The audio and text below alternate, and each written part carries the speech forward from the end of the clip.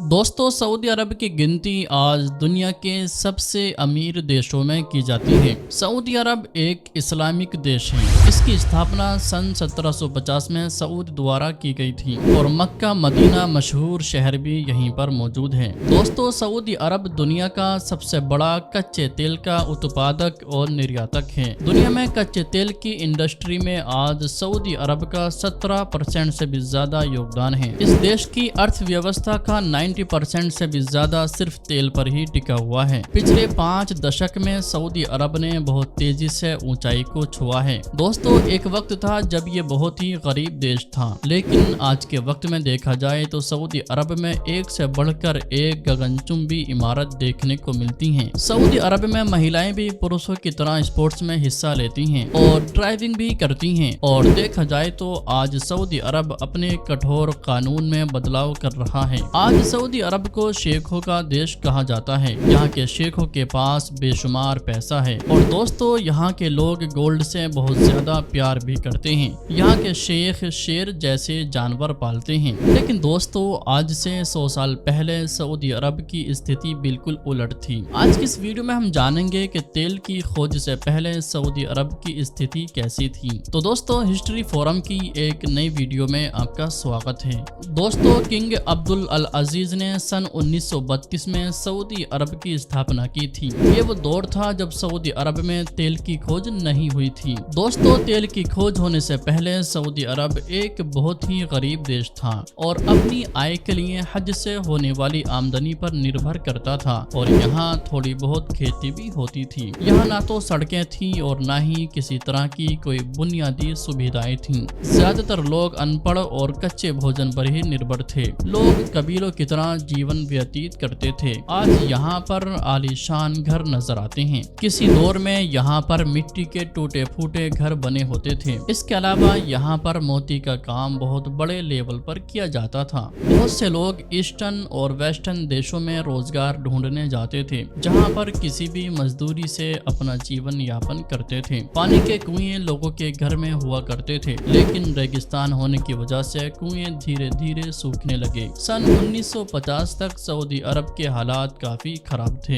यहाँ पर लोग फुटपाथ पर अपनी दुकानें लगाते थे और एक जगह से दूसरी जगह पानी पहुँचाने के लिए टैंकर्स का उपयोग किया जाता था। लोग अब मिट्टी की जगह पत्थर के घर बनाने लगे थे। लोगों को छोटी छोटी जरूरतों के लिए बहुत मेहनत करनी होती थी। ये लोग अपनी खाली समय में बाजों के साथ खेलते थे या फिर शिकार करते थे। जैसे तैसे लोग अपना गुजारा करते थे। 1976 के बाद सऊदी अरब के हालात बदलने शुरू हो गए। जब कच्चे तेल की मांग में तेजी आई, सऊदी अरब ने अपना उत्पादन बढ़ा दिया और अपने देश में सुधार करने में लग गया। लेकिन यहाँ पर सऊदी अरब ने बहुत सी गलतियां भी की। पैसा आते ही सऊदी सरकार ने लोगों को खाने पर सब्सिडी देना शुरू कर दी और यहाँ पर ज्यादातर लोग तेल निकालने के काम से जुड़ने लगे थे और बाकी के हालात तो आपके सामने हैं। दोस्तों, आज सऊदी अरब देश जिस ऊंचाई पर है, वहाँ का सफर बहुत मुश्किल था। तुर्कियों के साथ सऊदी अरब की बहुत पुरानी दुश्मनी है।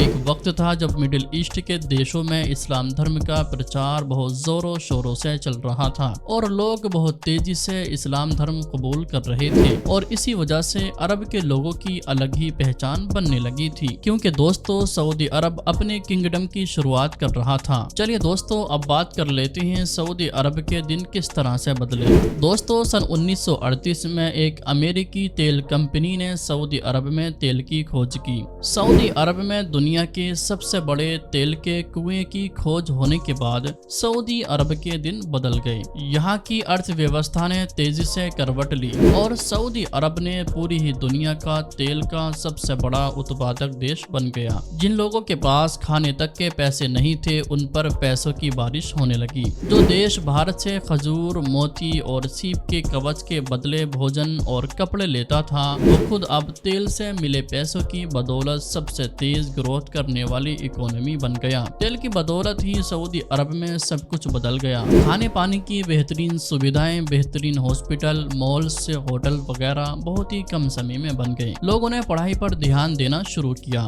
दोस्तों, सन 1970 तक सऊदी अरब में तेल के नए नए कुएं मिलना जारी रहे। हालांकि उसके आगे की जानकारी सऊदी सरकार नहीं देती है कि उसके यहाँ कितना तेल तेल भंडार है और ये भंडार कितने दिनों तक के लिए हैं। लेकिन दोस्तों एक अनुमान के मुताबिक सऊदी अरब में नए नए तेल के ठिकाने मिल रहे हैं, लेकिन ये सिर्फ अनुमान ही है क्योंकि सऊदी सरकार इसकी सही जानकारी नहीं देती है। भारत अपने तेल की जरूरतों का 84% आयात करता है और खपत के मामले में दुनिया में तीसरे नंबर पर है। दोस्तों क्या होगा अगर अरब का तेल भंडार खत्म हो जाए? वैसे दोस्तों अभी हाल फिलहाल ऐसी कोई भी वजह सामने नहीं आती है जिससे सऊदी अरब का तेल का भंडार खत्म हो सके। सऊदी सरकार को तेल के नए नए भंडार मिल रहे हैं। सऊदी अरब ने खुद को एक अत्याधुनिक देश के रूप में विकसित कर लिया है। वहाँ एक आलीशान जीवन जीने के लिए सारी वजहें मौजूद हैं, इसलिए पूरी दुनिया सऊदी अरब में इन्वेस्ट कर रहा है और वहाँ की अर्थव्यवस्था तेजी से ग्रोथ कर रही है।